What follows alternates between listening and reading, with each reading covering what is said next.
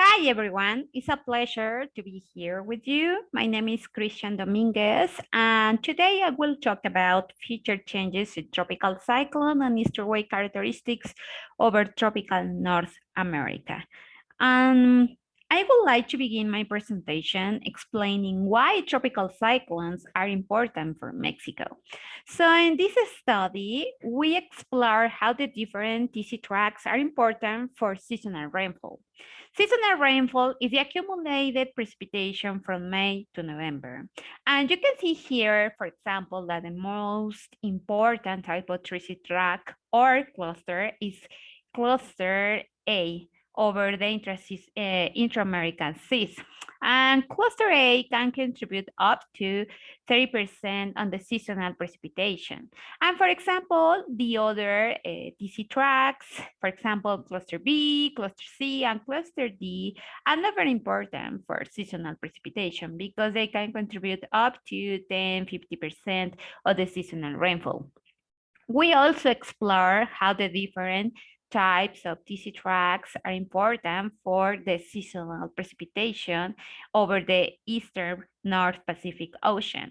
And you can see here that the most important are the cluster A because they can contribute up to 50% of the seasonal precipitation because this region, the northern Mexico, is very arid. So tropical cyclones can make the difference. And for example, tropical cyclones can also fill reservoirs up in another Mexico and decrease drought impacts. For example, in Mexico and another Mexico can experience droughts every 2 years or 3 years because depends on the ENSO phase.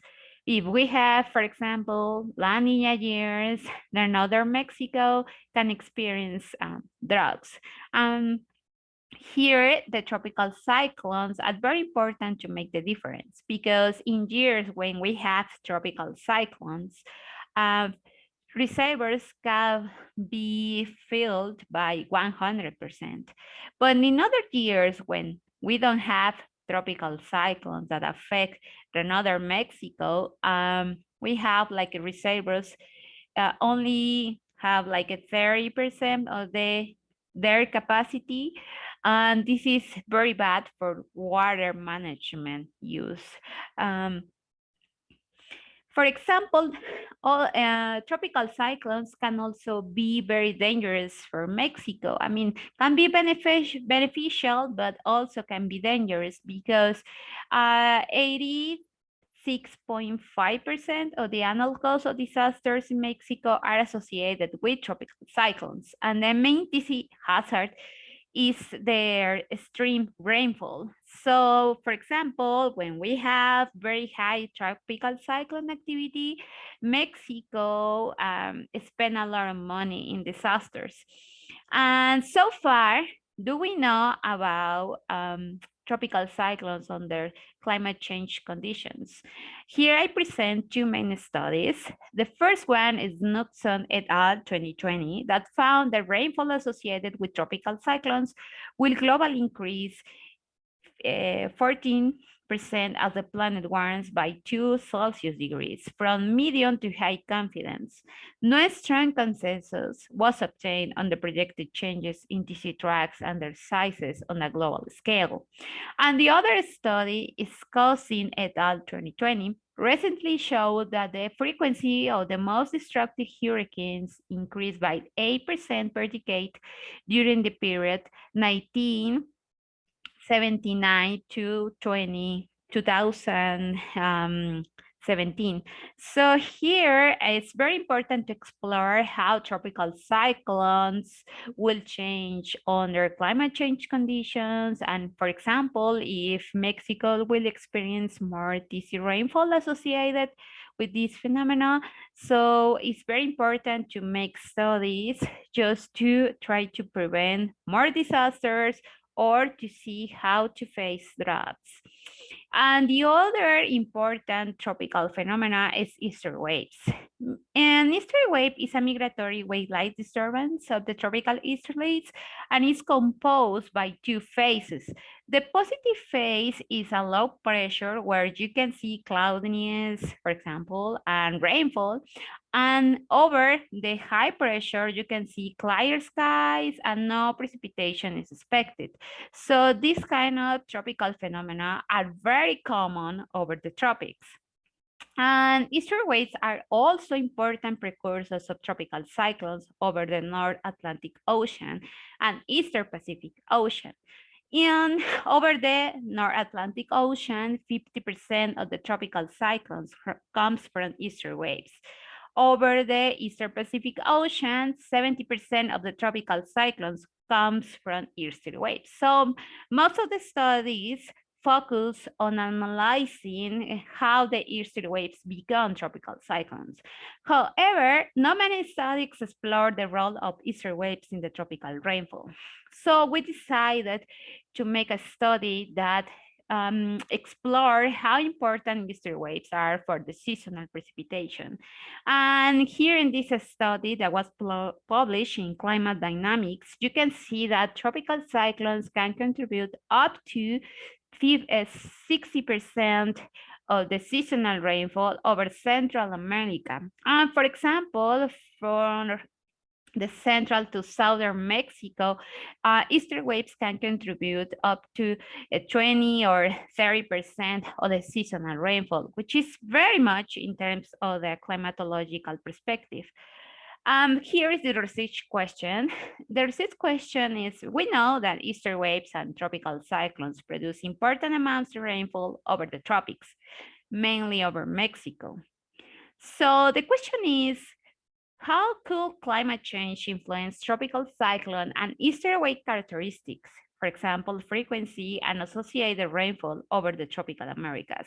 And this is very important because, as you see, tropical cyclones can make the difference in terms of filling reservoirs and also in terms of disasters. And easter waves are very important for tropical cyclogenesis and are very important for contributing to seasonal precipitation. So to answer that question, we use a regional climate model that was the WRF model. And this model was forced by the CESM, Climate Earth System model created in NCAR. So this is the whole domain for a study. If you want to see how the easter waves are simulated by this model using different parameterizations, you can see this study. And here I will explain very quickly how the members were created. So we use different combinations of cumulus convection, microphysics, the radiative parameterizations, the planetary boundary layer. And so a lot of combinations were created. So each member represents a different combination of these parameterizations, but only 10 members were chosen for studying the tropical cyclone activity and the easter wave activity because they were the best when compared to observations. And the reference period was a decade from 1990 to 2000. And only 3 members, these ones that are in the gray box, you can see that 4 future decades were chosen for studying how the climate change will modify these tropical characteristics for the tropical cyclones and easter waves. And if you want to check more information about how the members were created, you can check this technical report that is public. And also you can check this paper, and you can use the QR code. And you can see here in this paper how the easter waves are simulated in these 10 members of the 24 member ensemble. So we use only 3 members, and the ensemble means for exploring how the climate change will modify these tropical characteristics under the RCP 8.5 emission scenario. So first, I would like to present how the anomalies in sea surface temperatures will change under climate change conditions. So you can see here that by the end of the century, the sea surface temperature is projected to increase dramatically. But that doesn't mean that precipitation will increase too. So there is a paper that we mentioned here in our publication that you can also check the QR code that Dominguez done Amberger that was published in Oceans. And you can check there that the precipitation is expected to be more difficult to exist because the different regions will like fight to get the precipitation. And with respect to the tropical cyclone activity, all the members and the ensemble mean projects a decrease in the tropical cyclone activity that is represented here by the blue colors. And the dotted regions indicate a 95% significance level applying the Kolmogorov-Smirnov sample text. So also, the tropical cyclone activity over the North Atlantic Ocean and the Eastern Pacific Ocean is expected to decrease in both basins. And this is very interesting because we saw other results, for example, from Roberts et al. 2020, that they use low spatial resolution models and high spatial resolution models. And they also found that the tropical cyclone activity is expected to decrease over the Eastern Pacific Ocean and over the Gulf of Mexico and the Caribbean region for the upcoming decades. And also we saw that by using a regional climate model called REX-EM4 in this study, they also found that the tropical cyclone activity is expected to decrease for the coming decades. So we saw here that two different studies are projecting the same decrease in tropical cyclone activity, even using different models. I mean, the study or Roberts used global models, and this study use regional models, and we use a regional model. So it's like let's say a concordance between these results. And for the TC rainfall, is also expected to increase over the northern Mexico. And this is very interesting because the northern Mexico is projected to experience more drought in the future because we will experience high temperatures, and this region has problems with water availability. And tropical cyclones can help this region to overcome these issues. So the tropical cyclone rainfall here that is projected to increase could be good news for this region. And it's very interesting too that we use the CHIRS database to analyze the trends in accumulated TC rainfall and days when tropical cyclones produce extreme rainfall. So positive trends were obtained by using this data set. And it's very interesting that the northwestern Mexico and the southern Mexico can experience more TC rainfall events.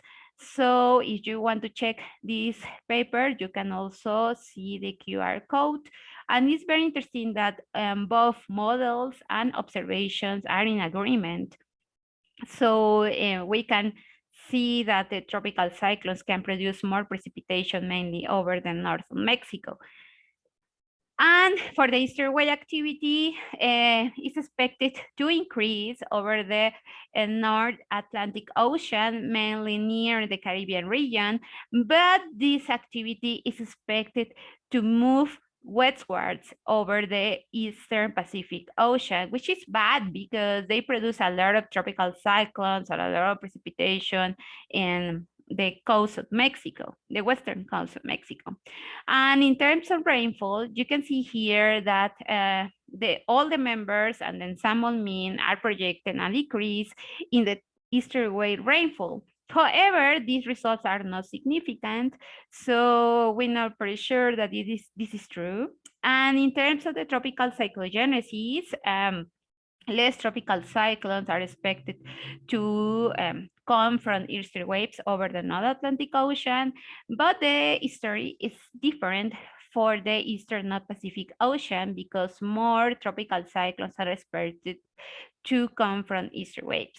However, as you see, the easter wave activity is projected to move westwards. So this can impact the type of track that we can see over this basin. So let's explore more in detail other future scenarios to see if these results are consistent.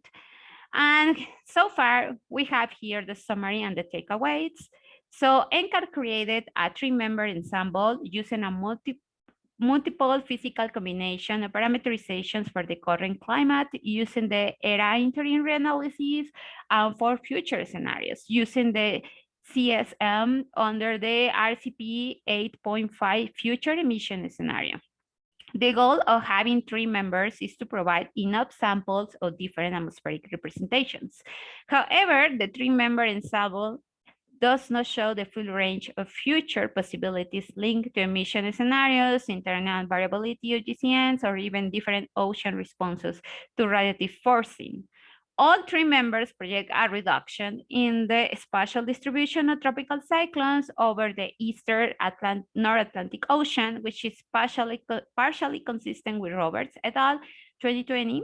Furthermore, all three members and the ensemble meet project significant negative changes in the tropical cyclone activity over the eastern Pacific Ocean during all future decades. In terms of rainfall, the ensemble mean indicates an increase of at least 40% in TC rainfall over northern Mexico. And then ensemble mean projects a slightly significant increase in easter wave activity southwards 10 degrees north over the North Atlantic Ocean. Over the Eastern Pacific Ocean, the ensemble mean indicates a decrease in easter wave activity over Central America. However, this result is not significant, so be careful. The ensemble mean also projects a reduction of up to 60% of easter wave related precipitation in the coming decades, mainly over the Caribbean region, the Gulf of Mexico, and the central southern Mexico. Finally, future changes in easterly wave and tropical cyclone characteristics could significantly impact regional precipitation and thus future regional water availability. So if you have any questions, please don't hesitate to contact me. You can reach me out by email or by Twitter. I will be very happy to answer any questions. And thank you so much for watching this video.